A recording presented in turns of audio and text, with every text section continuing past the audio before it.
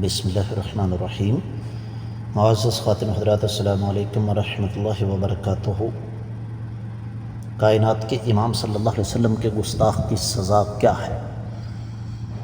یہ ہے ہمارے آج کے حدیث کے سبق کا موضوع۔ مشکوٰۃ المصابیح کتاب القصاص، باب ہے باغیوں اور مرتدوں کو قتل کرنے کا۔ 3550ویں حدیث کتاب میں اور 18ویں ہے باب میں۔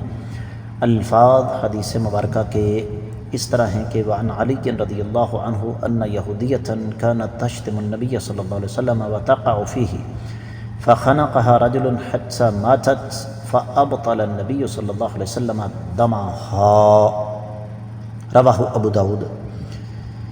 معزز خاتون حضرات، سنن ابی داود میں موجود یہ روایت بظاہر ضعیف ہے، اس لیے کہ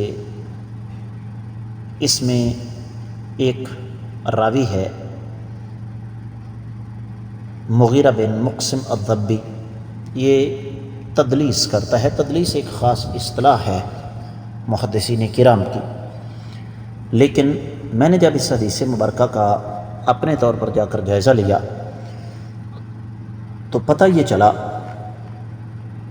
کہ اس روایت کو صرف اس وجہ سے ضعیف قرار دے دینا غلط ہے۔ حافظ ابن حجر نے ہدایت الروات میں اسے حسن قرار دیا، اور امام ضیاء المقدسی نے الاحادیث المختارہ میں فرمایا کہ یہ وہ احادیث ہیں جو صحیح بخاری مسلم میں نہیں ہیں لیکن ویسی ہی ہیں۔ امام رباعی نے فتح الغفار میں فرمایا کہ اس روایت کی سند میں موجود جتنے راوی ہیں وہ صحیح ہیں۔ شیخ البانی رحمۃ اللہ علیہ ایک جگہ اس کو ضعیف قرار دیتے ہیں، لیکن ارواء الغلیل میں 5ویں جلد کے 91ویں صفحے پر فرماتے ہیں کہ اس کی سند صحیح ہے شیخین کی شرط پر۔ شیخ شعیب الارناؤط نے بھی اسی طریقے سے اسی قسم کے خیالات کا اظہار فرمایا، ایک جگہ نہیں 2 جگہ، ایک تو سیر اعلام النبلاء کی تخریج اور دوسرا انہوں نے زاد المعاد کی تخریج جب کی ہے، جبکہ سنن ابی داؤد کی تخریج کرتے ہوئے فرماتے ہیں کہ یہ روایت کم از کم حسن لغیرہ ہی ہے۔ شیخ البانی رحمہ اللہ بھی ہدایت الروات میں اس کو صحیح قرار دیتے ہیں۔ امام شوکانی نے نیل الاوطار میں اس کو صحیح قرار دیا۔ تو حاصل کلام یہ ہے کہ یہ روایت سند کے اعتبار سے قابل حجت ہے انشاءاللہ۔ ترجمے کی طرف بڑھتے ہیں۔ سیدنا علی رضی اللہ تعالیٰ عنہ سے روایت ہے کہ ایک یہودی عورت نبی علیہ الصلوۃ والسلام کے بارے میں نازیبہ کلمات کہا کرتی تھی اور آپ کی مذمت کیا کرتی تھی، تو ایک آدمی نے اس کا گلا دبایا اور وہ مر گئی، تو نبی علیہ الصلوۃ والسلام نے اس کا خون رائے گاں قرار دے دیا۔ معزز خاتم حضرات، 2 باتیں یہاں پر قابل غور ہیں۔ پہلی بات تو یہ کہ حدیث میں واضح طور پر الفاظ ہیں کہ وہ عورت نبی علیہ الصلوۃ والسلام کی گستاخی کیا کرتی تھی۔